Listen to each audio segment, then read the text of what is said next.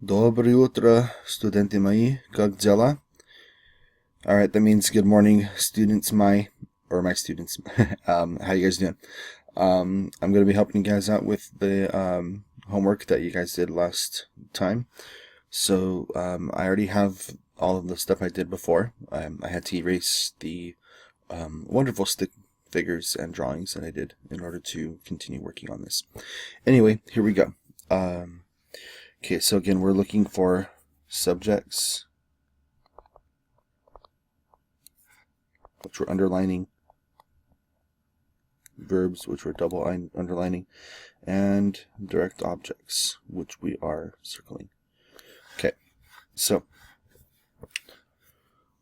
then I, John, saw the holy city, New Jerusalem, coming down out of heaven from God, prepared as a bride adorned for her husband. Okay, so right away, like we've said before, I don't have to do much thinking. I know John, or I, is going to be a subject. I see my verb here, saw. Now, interestingly enough, John is also going to be part of the subject, and we'll talk about that a little bit later on. But just so you guys know, anything that's inside two commas like that, that is modifying a noun or something before, is called an appositive phrase. And we will go over those later on in class. Okay. Anyway, so then what did I, John, see? The holy city. Okay.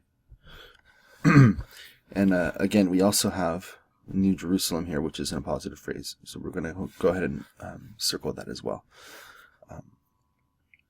Coming down out of heaven from God, prepared as a bride adorned for her husband.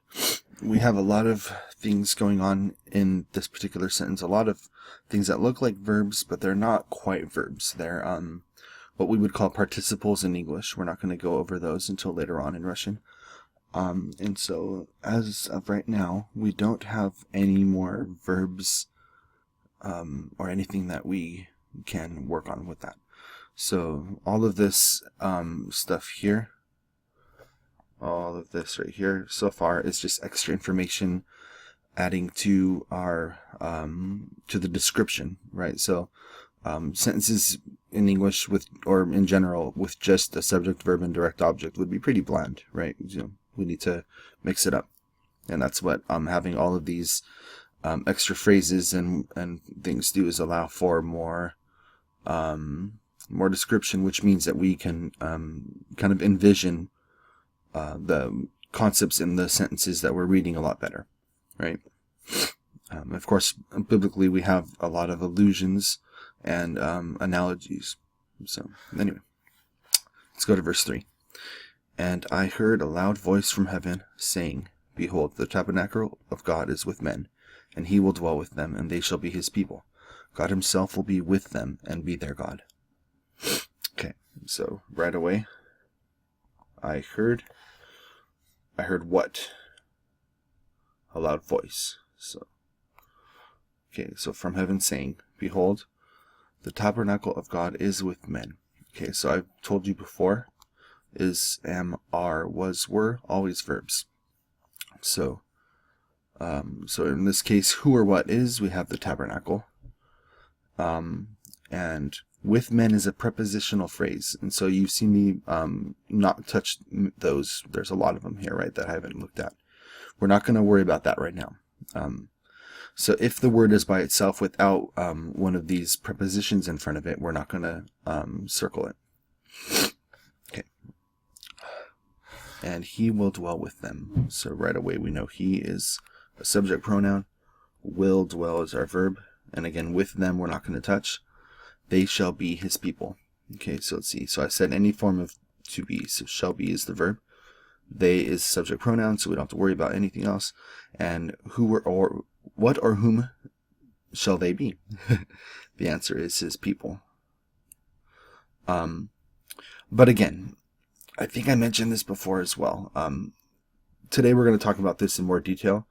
But when you have two nouns or pronouns on either side of a form of to be, we have what are called subject complements, and we'll get into that today a little more. I'm not going to try to use too much terminology today. I don't think it's necessarily helpful until you see how it all works, but that's part of what's going on. So later on I'll show you a video on nouns and subject complements, and it's going to be a fantastic day. So let's go ahead and continue. God himself will be with them and be their God. So we have will be, God as our subject, who or what will be.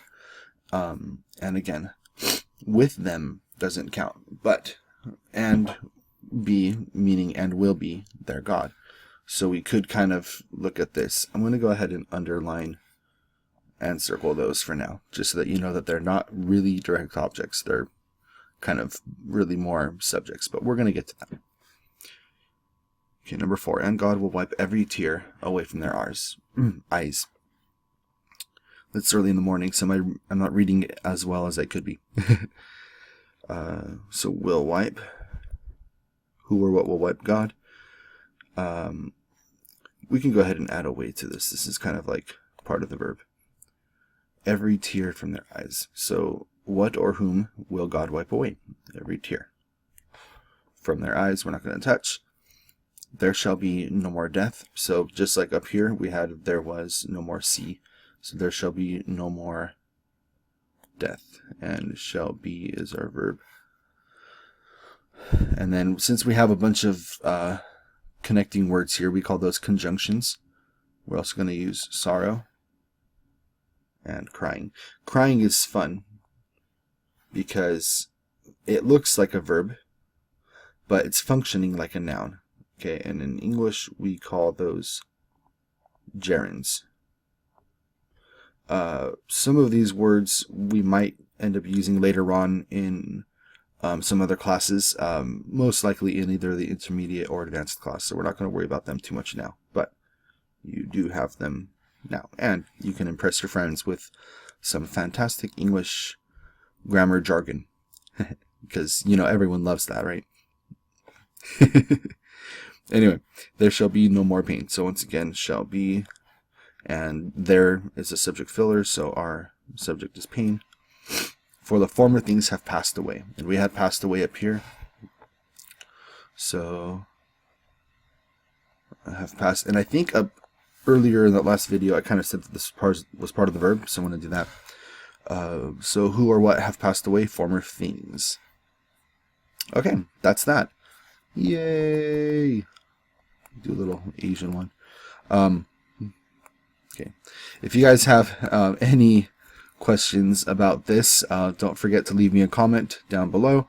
You can also send me an email so you can ask me the question directly, and don't forget to do that, guys. You know, if you guys have questions, I want to answer them and I want to help out. So of course I will have later videos that you guys can watch explaining more of the topics, and today we're going to be, or later on in this lesson I should say, we're going to be working on noun, gender, and our very first case, the nominative.